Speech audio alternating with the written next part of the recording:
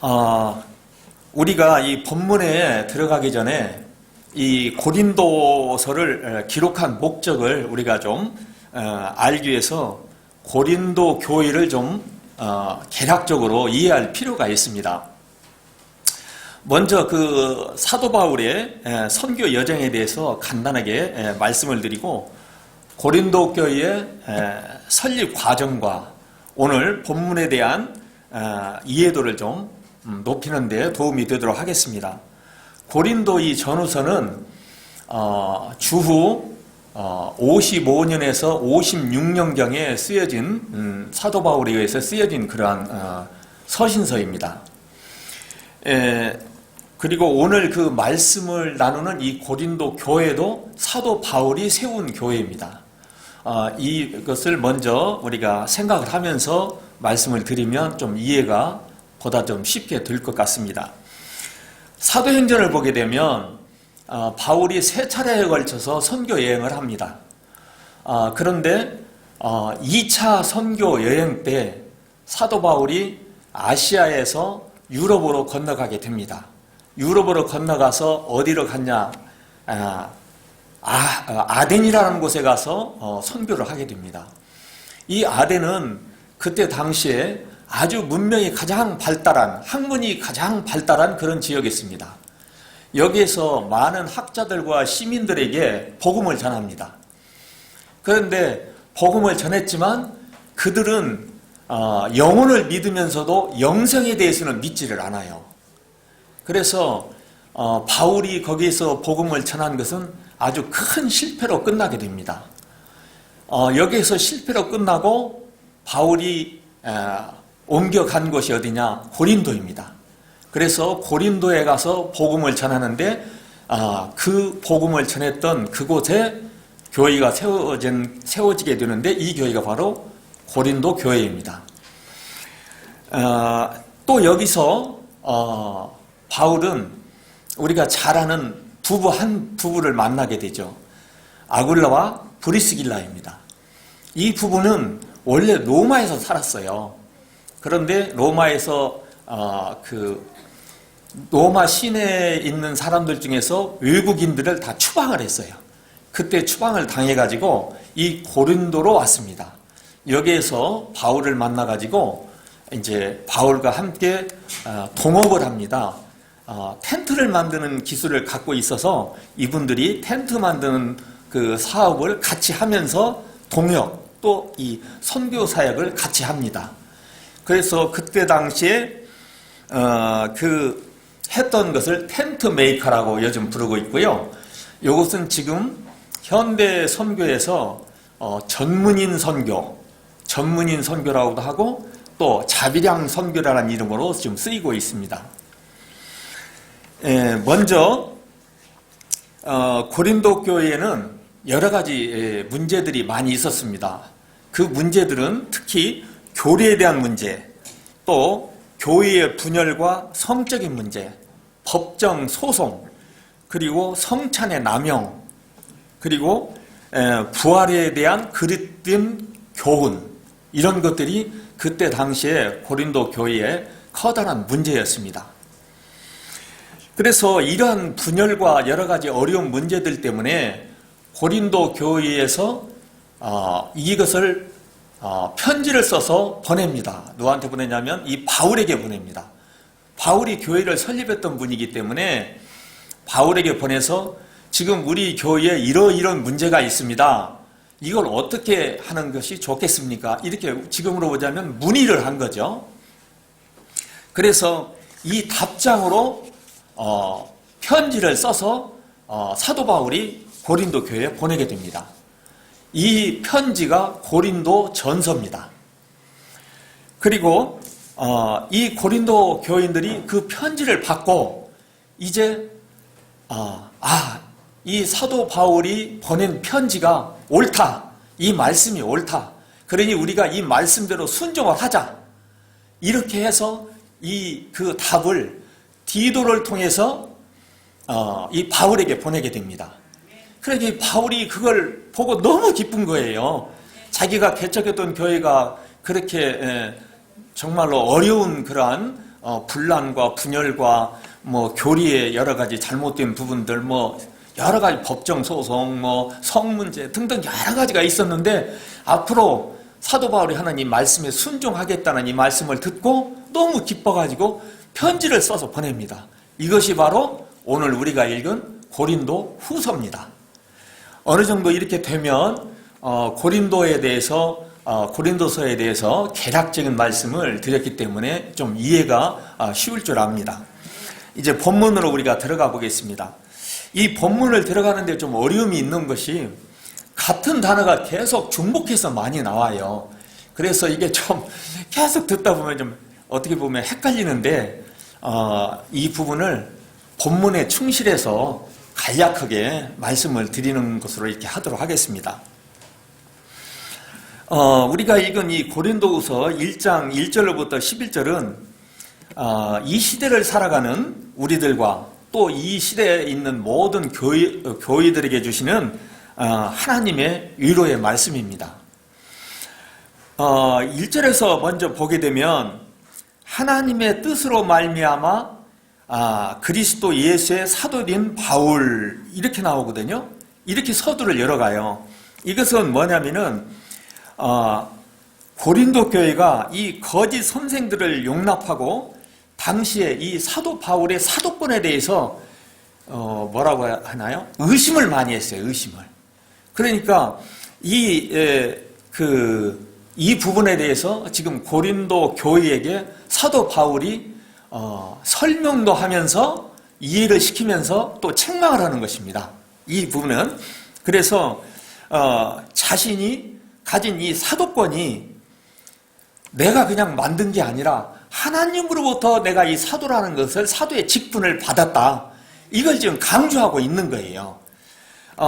그래서 여기서 보게 되면 그리스도 예수의 사도된 바울 이걸 계속 강조하고 있는 것은 바로 그런 이유에서 그렇습니다. 그리고 또 이 바울은 고린도 교회에 있는 그 하나님의 온 교회와 아가야에 있는 모든 성도에게 이 말씀을 전한다고 하고 있거든요. 그런데 여기에서 보면 지역이 두 개가 나오는데 아가야 그리고 고린도 이렇게 두 가지가 나오거든요. 아가야는 어떤 것이냐면은 우리가 전라북도 하듯이 그때 당시에 성들로 이렇게 경계가 구분이 돼 있어요. 제가 유럽에 가니까 샤또블랑, 샤또마레 이러더라고요. 그러면은 샤또블랑 그러면 블랑성이에요. 블랑이라는 성, 또 샤또마레 그러면 마레라는 성이에요. 우리 전라북도 그러잖아요. 도는 이 도의 경계를 이야기하고 전라북도라는 것이 있잖아요. 이런 식으로 돼 있는데 아가야가 바로 그런 성의 이름입니다. 그 다음에 보게 되면 고린도, 우리가 지금 고린도서를 보고 있잖아요. 고린도는 그 성의 수도입니다. 이게 전라북도의 수도가 우리 전주잖아요. 우리 전주와 같은 곳이에요. 그래서 전라북도와 전주시에 있는 성도들에게 편지를 써서 보낸다. 이렇게 지금 바울이 하고 있는 것입니다. 여기서 그 바울이 보게 되면 하나님의 교회라는 말씀을 써요. 이 1절 후반절을 보게 되면 고린도에 있는 하나님의 교회와 이러는데 이 하나님의 교회라고 이 말씀을 하고 있는 이유가 있습니다. 그건 뭐냐면은 이 고린도 교회는 서로 자기가 주인이라고 생각을 해요. 그래서 성도들도 우리 그런 교회도 있잖아요. 목사님과 장로님과 중직자들과 해서 막 서로 알력 있고 이런 게 있잖아요. 그러듯이 이 당시에는 서로 자기 힘이 세다. 이게 내가 세운 교회다. 뭐다 해서 이런 게 있었어요. 이걸 지금 바울이 정확하게 지금 이야기하고 있는 것입니다. 뭐냐? 이 교회의 주인은 하나님이시다. 지금 이걸 지금 바울이 고린도 교회에게 말하고 있는 거예요. 지금 당신들이 하고 있는 당파나 사람에 의해서 좌지우지 되는 게 아니다. 당파나 사람에 의해서 이 고린도 교회가 좌지우지돼서는 안 된다. 이 교회의 주인은 하나님이시다. 이것을 분명하게 서두에서 1장 1절에서부터 딱 못을 받고 지금 편지를 써가고 있는 것입니다. 그렇습니다. 이 교회의 주인은 사실 목사님도 아니고 장로님도 아니고 교인들도 아닙니다.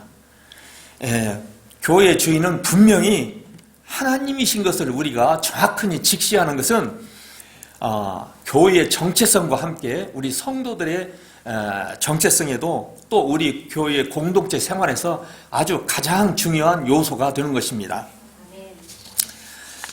그 다음 절을 보도록 하겠습니다. 2절은 인사를 하고요. 그 다음에 3절에서 보면 그리스도의 아버지이신 하나님과 성자이신 하나님의 관계를 이해하고 있습니다. 3절에 보면 그는 우리 주 예수 그리스도의 하나님이시요 자비의 아버지시요 모든 위로의 하나님이시며 이렇게 말씀을 하고 있거든요. 그런데 이 말씀은 어떠한 뜻이 있냐면 그리스도께서 우리의 중보자가 되시는데 하나님께서 중보자의 아버지잖아요.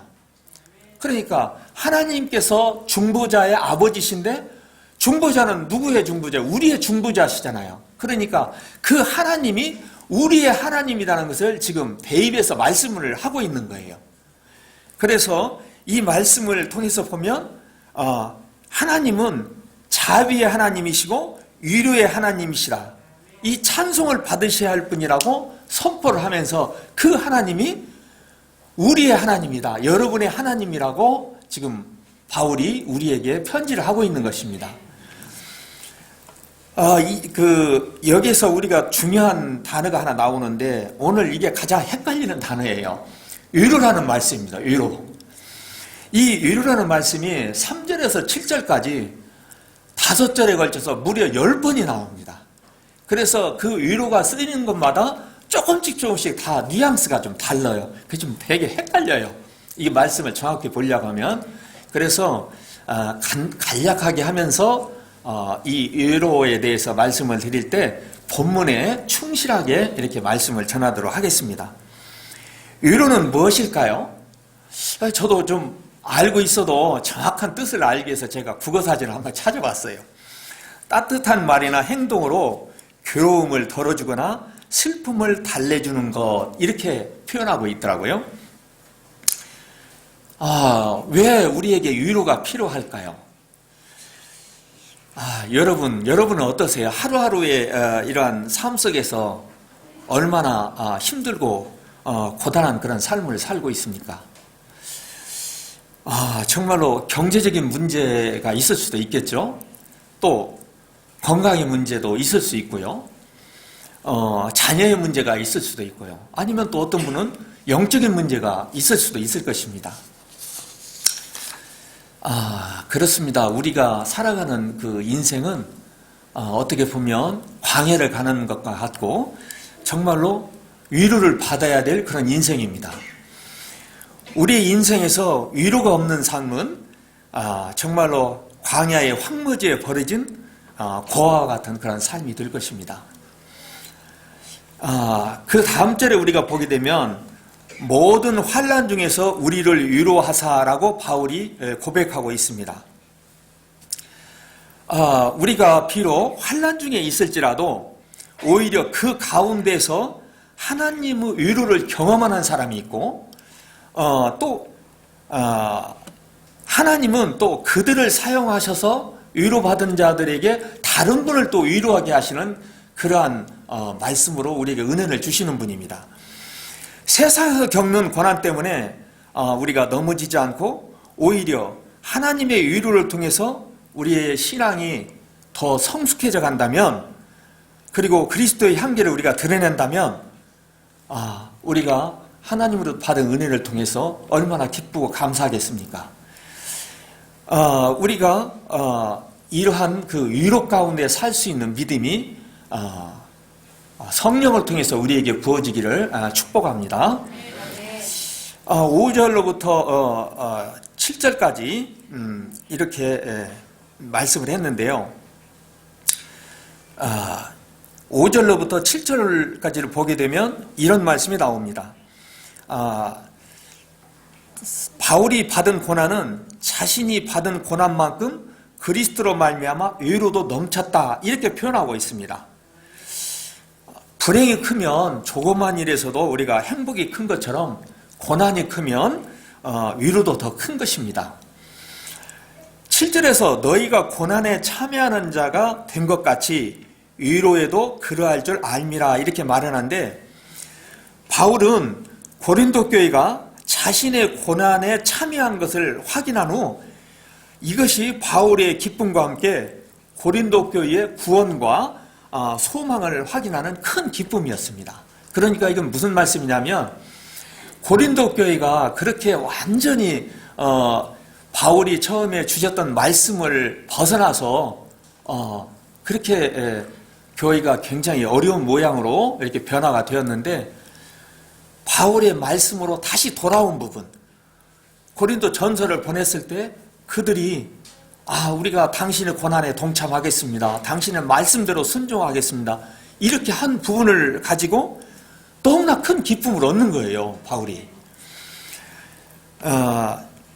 이러한 말씀을 그 기쁨과 함께 바울이 받았던 고난을 다시 얘기를 합니다. 8절과 9절에서 보면 자신이 아시아에서 당한 고난을 어떻게 표현하고 있냐면 힘에 겹도록 심한 고난이다 이렇게 표현을 해요. 우리가 인생을 살아가는 동안 크고 작은 고난을 당하죠. 그런데 문제는 이 고난을 당했을 때 우리 힘으로 이것을 견디고 이길 수가 없다는 거예요. 바울도 오늘 지금 같은 이 얘기를 하고 있는 거예요. 우리가 신앙이 없고 믿음이 없는 사람에게만 이 고난이 해당되는 거냐? 아니에요. 우리에게도 이것은 분명히 닥쳐오는 시련이에요. 그리고 어려움입니다.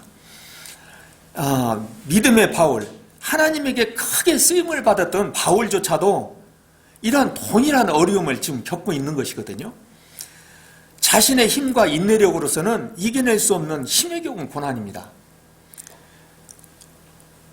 이 고난이 얼마나 컸는지 이 고난을 통해서 그는 이렇게 표현합니다. 하루빨리 이 세상을 떠나 하나님 곁으로 가고 싶은 마음까지 들었다 이렇게 표현을 해요. 그러니 이 고난이 바울에게 얼마나 큰 고난이었는지를 단적으로 우리에게 표현하고 있는 것입니다. 9절에서는 어떻게 또 이것을 표현하냐면은 우리는 우리 자신이 사형 선고를 받은 줄 알았으니 이렇게 표현합니다. 이 고난이 얼마나 큰지 사형 선고를 받은 것과 같았다 이렇게 지금 표현하고 있는 거예요. 믿음이 좋은 사람, 신앙의 사람들, 또 우리 교회의 중직을 맡은 분들, 하나님께서 쓰시는 이렇게 믿음의 사람들은 어떤 시련이 와도 넉넉히 그것을 이길 힘이 있는 것처럼 보입니다. 그런데 오늘 본문을 보면 절망 앞에 선 우리의 모습이 그렇게 쉽지 않다는 것을 깨닫게 됩니다. 성경에서 보면 열왕기상 19장 4절에서 엘리야가 이렇게 기도를 합니다. 엘리야의 함께 이 구절을 함께 봉독해 보실까요? 시작.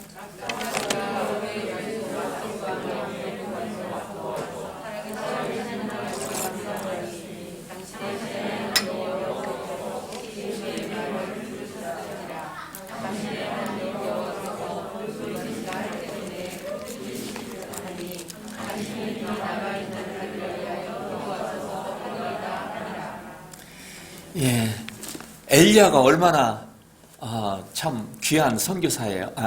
선지자예요. 그는 하늘나라로 그냥 올라가신 분이잖아요. 그런데도 이사벨에게 쫓겨가지고 얼마나 고단했으면 그 노뎀나무 아래서 하나님 나 좀 데려가 주세요. 나 데려가 주세요. 이렇게 기도하고 있는 거예요. 이게 고난이 우리에게 왔을 때 믿음이 큰 사람은 다 이겨낼 것 같지만 그런 믿음의 사람들도 힘든 고난이, 사망과 같은 고난이 오면 견디기가 그렇게 어렵다는 거예요. 오늘 이런 말씀을 보면서 고난과 환난은 우리 모두에게 다가오는 그림자다 이런 생각을 해봅니다. 또한 그것을 믿는 사람이라고 해서 모두 이겨낼 수 있는 것도 아닙니다. 믿음의 선진들조차도 자신에게 온 환난이나 고난이 닥쳐올 때 낙심하고 생명조차 포기하고 싶은 그러한 말씀들을 하는 걸 볼 수가 있습니다. 우리는 어떻게 해야 할까요? 우리에게는 어떤 해답이 있을까요? 우리는 그 해답을 본문에서 구해보려고 합니다.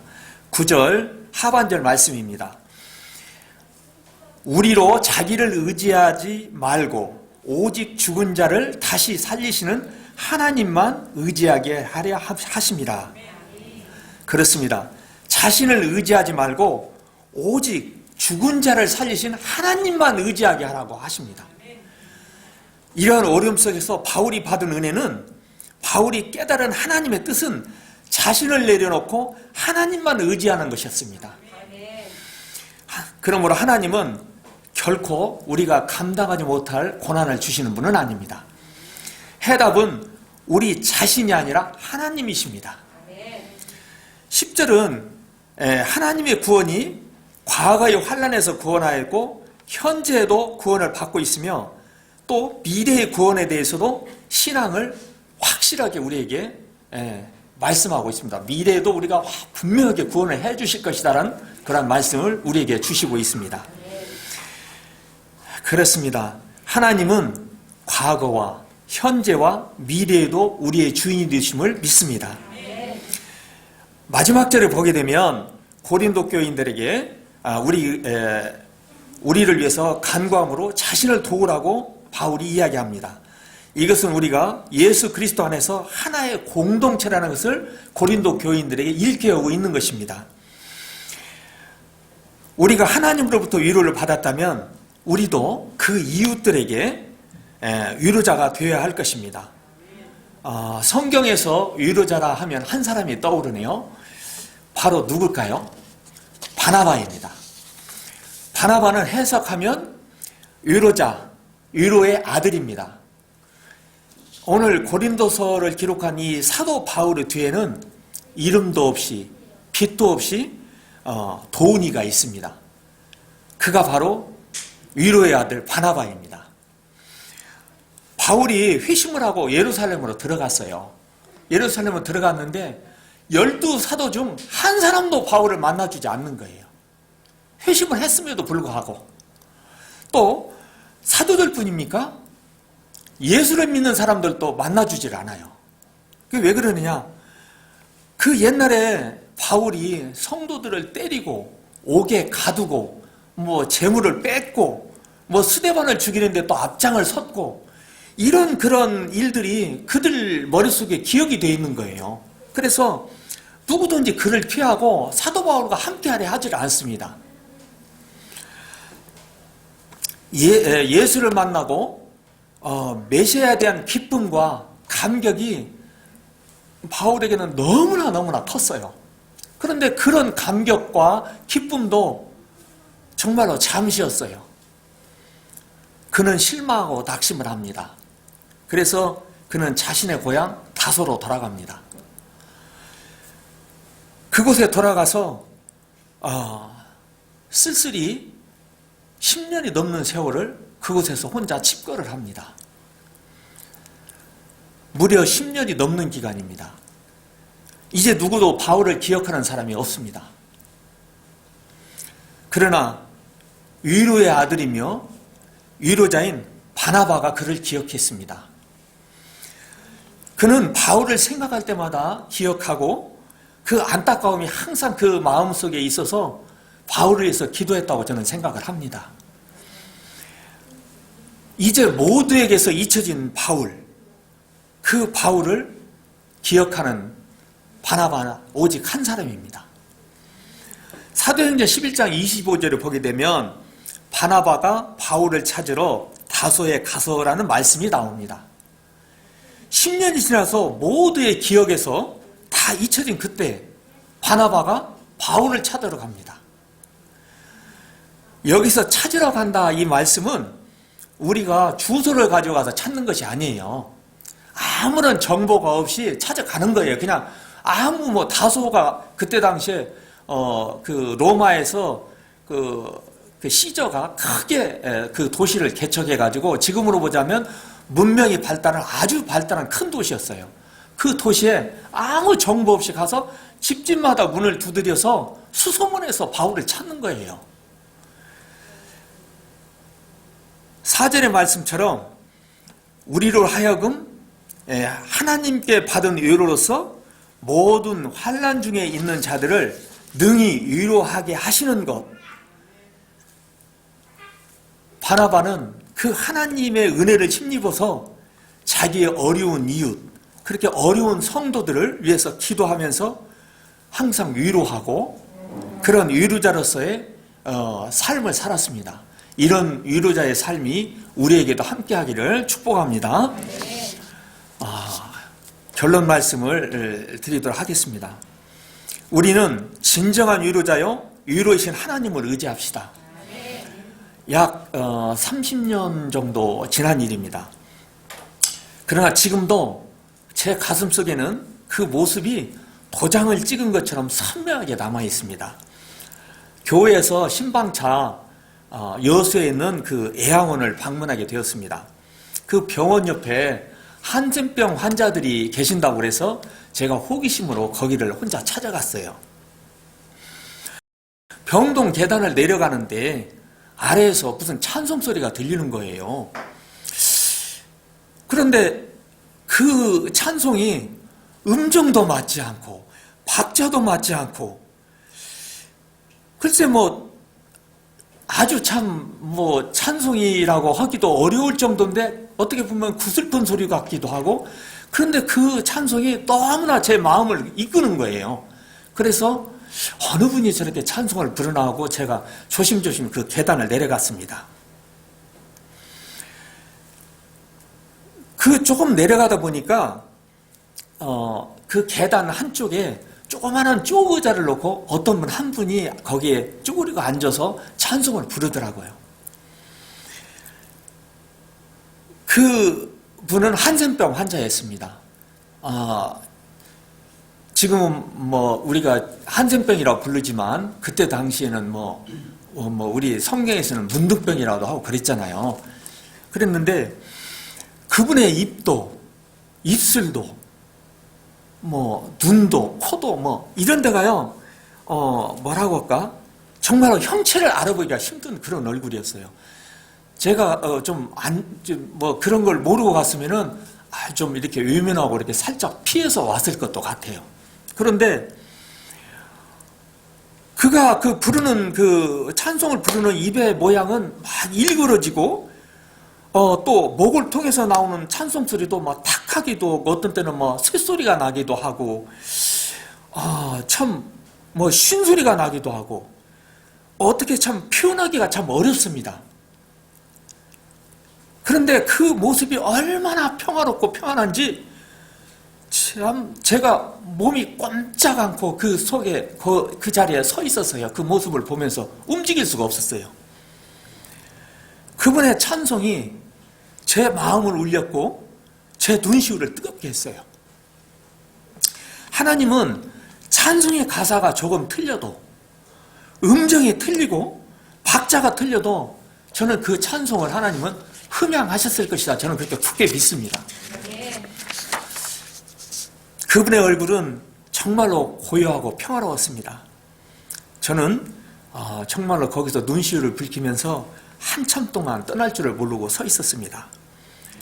그분은 세상에서 가장 어둡고 어려운 삶을 살고 계시는데 무엇이 이분을 이렇게 평화롭게 하는지 지금도 생각해 보면 위로의 하나님이십니다. 위로의 하나님이 아니시면 그분이 그런 평화를 얻을 수가 없습니다. 나라고 하는 자리, 그 자리에서 내가 나를 비우고 그 자리가 비워질 때 그 자리에는 그리스도께서 함께 하시고 자리를 채우실 것입니다.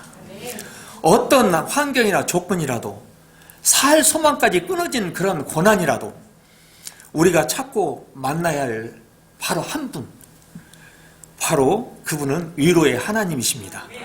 이 은혜가 오늘 말씀을 듣고 위로의 하나님을 만나시기를 소망하시는 저와 여러분 가운데 충만히 임하시기를 예수님의 이름으로 축원합니다. 기도하겠습니다. 하나님 감사합니다. 하나님께서는 우리의 위로자가 되시는 것을 우리가 믿습니다. 참 어렵고 힘든 광야와 같은 인생들입니다. 너무나도 우리가 힘들고 어려워서 어느 때는 이 고난과 이 고통, 이 신음을 소리조차 내기 어렵고 누구에게 말하기조차 힘든 그러한 삶을 살아가는 요즘 이러한 세상에서도 특히 하나님께서 사랑하시는 우리 성도들에게 위로의 하나님이 되어주십시오. 친히 찾아오시고 우리 성도들 한 사람 한 사람 마음속을 어루만져 주시고, 그래서 진정 우리의 위로가 되시는 하나님이 계신 것을 우리가 굳게 믿고 하나님의 손을 부여잡고 오늘도 주님과 함께 걸어가는 복된 걸음 걷는 우리 모든 성도님들이 다 되기를 예수님의 이름으로 기도드립니다.